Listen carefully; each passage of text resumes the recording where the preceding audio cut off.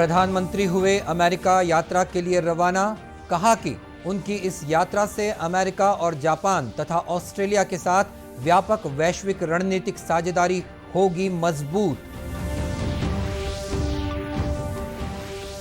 Supreme court ने tool kit मामले में छत्तीसगढ़ सरकार की याचिका को किया खारिज। हाई कोर्ट से इस मामले पर शीघ्र निर्णय लेने को कहा।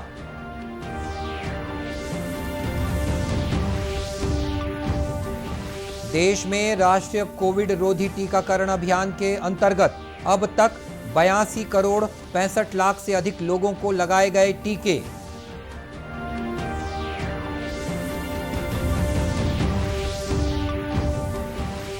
और राष्ट्रीय बाल अधिकार आयोग संरक्षण के सदस्य यशवंत जैन प्रदेश दौरे पर। दुर्ग में चलाई जा रही राज्य शासन की योजनाओं की ली जानकारी।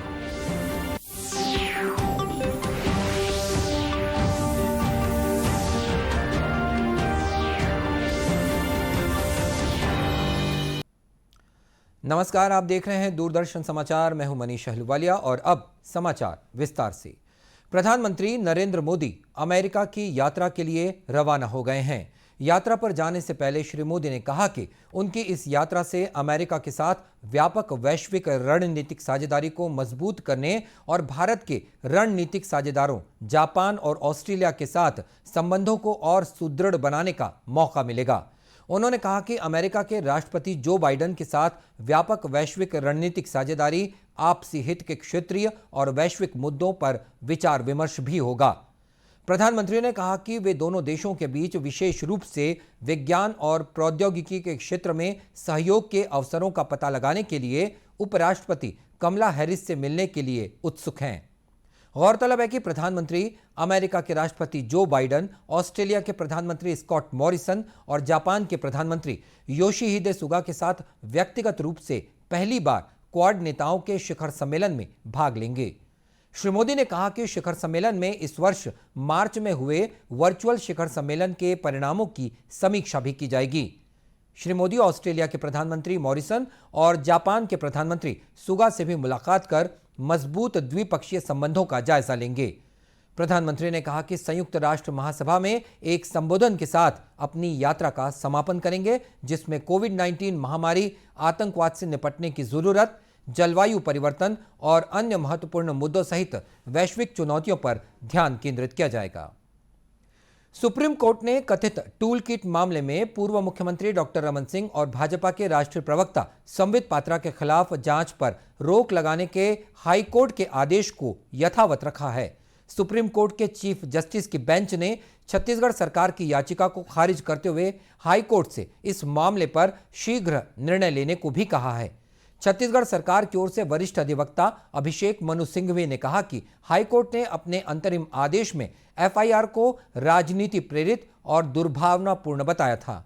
उन्होंने कहा कि सरकार को यह बताने के लिए कोई भी मौका नहीं दिया गया कि प्राथमिकी क्यों दर्ज की गई थी। मुख्य न्यायाधीश एमवी रमना की बेंच ने इस पर कहा कि कई राज्यों में बड़ी संख्या में राजनीति से प्रेरित एफआईआर दर्ज की गई हैं और सुप्रीम कोर्ट ऐसे सभी मामलों की सुनवाई नहीं कर सकता है। अदालत ने अपील पर विचार करने से इनकार करते हुए कहा कि हाई कोर्ट को याचिका पर फैसला करने दें। उन्होंने कहा कि राज्य के पास अंतिम फैसले को चुनौती देने का मौका होगा। प्रधानमंत्री नरेंद्र मोदी के जन्मदिन के उपलक्ष्य में भारतीय जनता पार्टी द्वारा 17 सितंबर से 7 अक्टूबर तक सेवा ही समर्पण कार्यक्रम आयोजित किया जा रहा है। प्रधानमंत्री ने लोगों से श्रेष्ठ भारत के निर्माण के लिए स्वच्छता को महत्व देने की अपील की है। उन्होंने कहा कि अपने पर्यावरण और आसपास को स्वच्छ रख हम बहुत पुण्य लाभ ले सकते हैं। हम तय करें, 125 करोड़ देशवासी तय करें कि मैं गंदगी नहीं करूंगा। एक डॉक्टर जितनी जिंदगी बचा लेता है, उससे ज्यादा बच्चों की जिंदगी आप गंदगी न करके बचा सकते हैं। आप एक गरीब को दान पुण्य देकर के जितना पुण्य कमाते हो, गंदगी न करके एक गरीब जब स्वस्थ रहता है तो आपका दान रुपयों में देते हैं, उससे भी ज्यादा मूल्यवान हो जाता है। प्रधानमंत्री ने वर्तमान में लोगों से स्वच्छताग्राही बनने की अपील की है।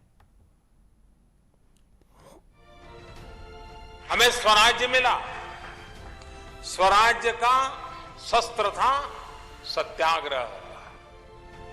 श्रेष्ठ भारत का शस्त्र है स्वच्छता, स्वच्छाग्रही। अगर स्वराज्य के केंद्र में सत्याग्रही था तो श्रेष्ठ भारत के केंद्र में स्वच्छाग्रही है। प्रधानमंत्री ने अपने विचार व्यक्त करते हुए कहा कि स्वच्छ भारत अभियान तभी सफल हो सकता है जब लोग स्वस्फूर्त होकर स्वच्छता के लिए कार्य करेंगे।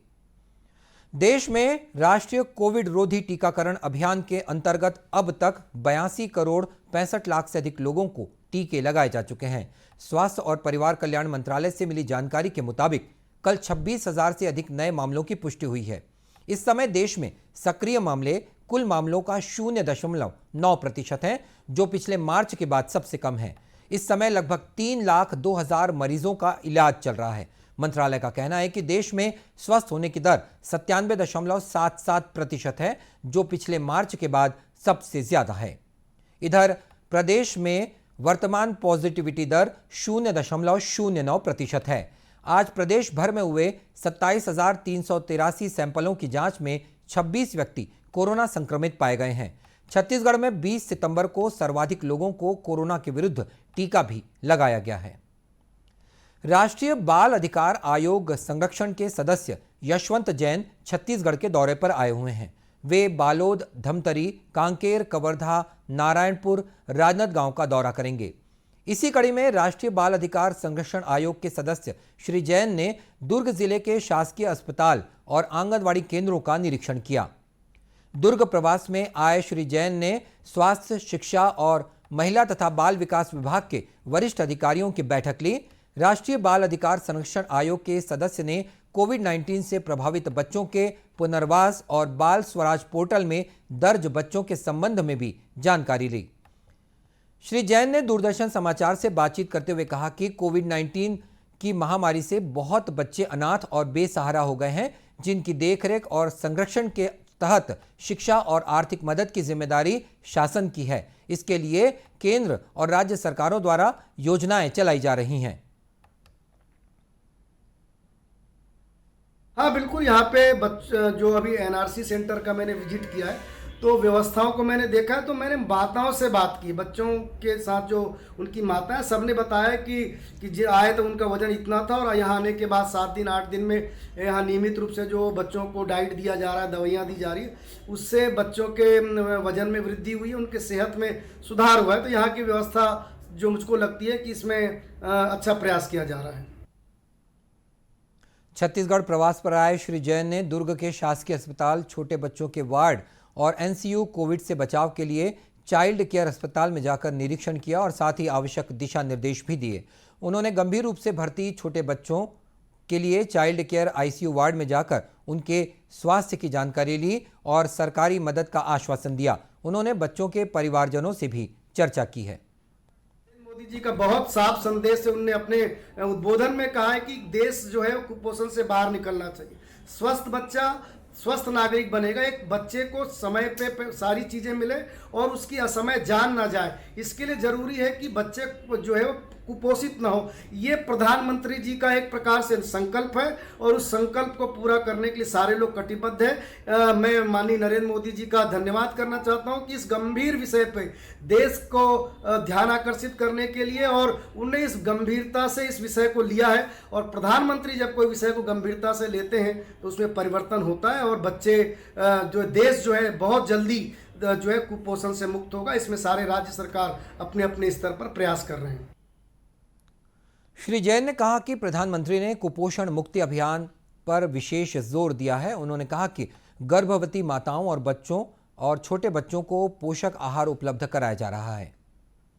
प्रधानमंत्री ने बड़ी संवेदनशीलता के साथ इस कोरोना के इस स्थिति में जिनके माता पिता नहीं है, क्योंकि एक बच्चा जब अनाथ हो गया है तो उसकी जीवन की आगे की सारी चीज़ें तो प्रधानमंत्री चिल्ड्रन केयर योजना में उसको 23 साल की उम्र होने पे 10 लाख रुपए एक साथ में मिलेगा उसको, पढ़ाई के लिए उसको छात्रवृत्ति मिलेगी, उसको जीवन बीमा का लाभ मिलेगा। ये प्रमुख जो चीज़ें हैं, एक प्रकार से जब 23 साल के बाद उसको एक आर्थिक रूप से कोई अपना व्यापार व्यवसाय शुरू करने के लिए अगर आर्थिक लाभ सहायता मिलेगी तो उससे वो अपना जीवन आगे का चला पाएगा। तो ऐसे बच्चों के जीवन को संवारने के लिए माननीय नरेंद्र मोदी जी ने ये प्रधानमंत्री जो योजना है वो प्रारंभ की है, चिल्ड्रन केयर की।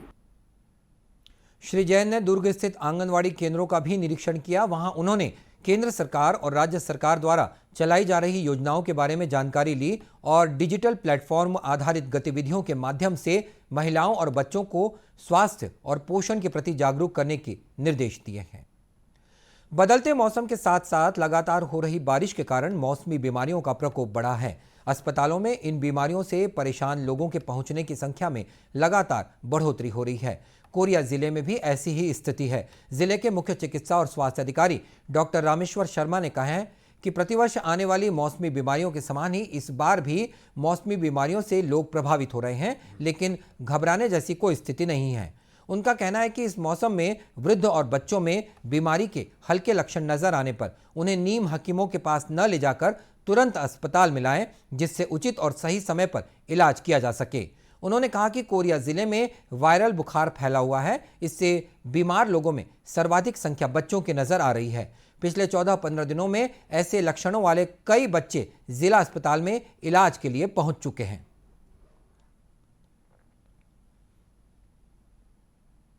16 सितंबर और फरवरी, मार्च, अप्रैल में बीमारी बढ़ती है और ये रूटीन है हर संस्थाओं में, चाहे सूरजपुर, अंबिकापुर, चाहे किसी भी जगह बच्चों की संख्या इस सीजन में फ्लू के बढ़ते होते हैं। जैसे कि हमारे 5 साल का डाटा जो मैंने PRO को दिया है उसके अनुसार ऐसा नहीं कि अभी इस साल बढ़े। 16-17 में भी 2 महीने में 517 मरीज थे, इस तरीके से 470 मरीज आपका 18-19 में भी थे। और ये कोई एबनॉर्मल चीज नहीं है। फ्लू सर्दी खांसी सामान्य बीमारी है जो बरसात में फैलती है। चूंकि बच्चे छोटे होते हैं, सिर्फ कुछ बच्चों को विशेष रूप भर्ती करने की जरूरत पड़ जाती है क्योंकि ट्रेकिया छोटी होने से इन्फेक्शन हो जाता है। इससे किसी तरीके से कोई बहुत ज्यादा स्वास्थ्य समस्या के ऊपर नहीं देखा जाना चाहिए। हाँ, अलग बात है कि जिला चिकित्सालय बैकुंठपुर नया जिला चिकित्सालय बना नहीं है, CSC में बना हुआ, तो बिस्तर की समस्याएं आ जाती हैं। तो उसके लिए माननीय कलेक्टर महोदय के द्वारा जो हमारा व्यवस्था कर लिया गया है, बच्चों को अब विधिवत एक अच्छे वार्ड विजिट करके उन्हें समुचित ट्रीटमेंट दिया जा रहा है और किसी तरीके की कोई स्वास्थ्य समस्या नहीं है। सब कार्य और सारे हमारे 2 पीडियाट्रिशियन बढ़िया से मैनेज कर रहे हैं और किसी तरीके से मैं बताना चाहूंगा जिले के सभी लोगों को अपने इलाज कराएं, कोई घबराने की बात नहीं, ना ही कोई ऐसी बीमारी जिले में है जिससे पैनिक होने की जरूरत है। संचालक epidemic control doctor Subhash Mishra ने बताया कि जिला अस्पताल में 2 बाल रोग विशेषज्ञ बच्चों का इलाज कर रहे हैं और स्थिति नियंत्रण में है। आजादी के लिए भारत का शानदार संघर्ष आधुनिक विश्व के महानतम संघर्षों में से एक है। दूरदर्शन समाचार इतिहास की धारा बदलने वालों की झलक रोजाना आपके लिए लेकर आ रहा है। आज हम बात करेंगे स्वतंत्रता संग्राम सेनानी और ख्यातिनाम शिक्षाविद कर्मवीर भाऊराव पाटिल के बारे में। 1887 में आज ही के दिन महाराष्ट्र के कोल्हापुर में जन्मे महान शिक्षाविद कर्मवीर भाऊराव पाटिल को भी आज हम याद कर रहे हैं। वो ऐसे स्वतंत्रता सेनानी थे जो महात्मा गांधी के दर्शन से बहुत प्रभावित थे। उन्होंने स्वतंत्रता आंदोलन में आत्मनिर्भर लोक शिक्षा के महत्व को समझा। भाऊराव पाटिल ने रैयत एजुकेशन सोसाइटी की स्थापना की और तथाकथित पिछड़ी जातियों और निम्न आय वाले लोगों को शिक्षित करने में महत्वपूर्ण भूमिका निभाई। वो महात्मा ज्योतिराव फुले द्वारा स्थापित सत्य शोधक समाज के भी प्रमुख सदस्य थे और महाराष्ट्र के गांवों में सत्य शोधक जलसे कर लोगों को उस समय के सामाजिक बुराइयों और गंभीर परिणामों के प्रति जागरूक करते थे। उन्होंने अपने जीवन काल के दौरान 108 माध्यमिक विद्यालय, 578 स्वैच्छिक विद्यालय, 6 प्रशिक्षण महाविद्यालय, 3 कॉलेज और 38 बोर्डिंग स्कूल स्थापित किए, जिनमें से कई लड़कियों की शिक्षा के लिए समर्पित थे। मुंबई में 1921 में एक जनसभा के दौरान भाऊराव गांधी जी से मिले तो उन्हें लंगोटी में देखकर और खादी के बारे में उनके दर्शन से बहुत प्रभावित हुए। भाऊराव ने इससे प्रभावित होकर खादी अपनाने और रोजमर्रा की जिंदगी में गांधीवादी सिद्धांतों का पालन करने का फैसला किया। भाऊराव ने गांधी जी की नई तालीम पद्धति के आदर्श वाक्य स्वयं सहायता के माध्यम से शिक्षा और सीखने के दौरान कमाएं को अपनाया था।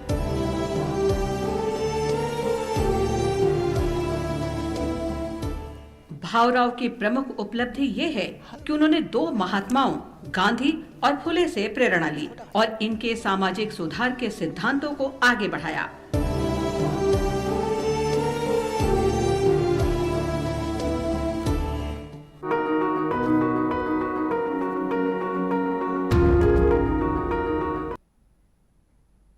और इसी के साथ ये समाचार बुलेटिन समाप्त हुआ। नमस्कार।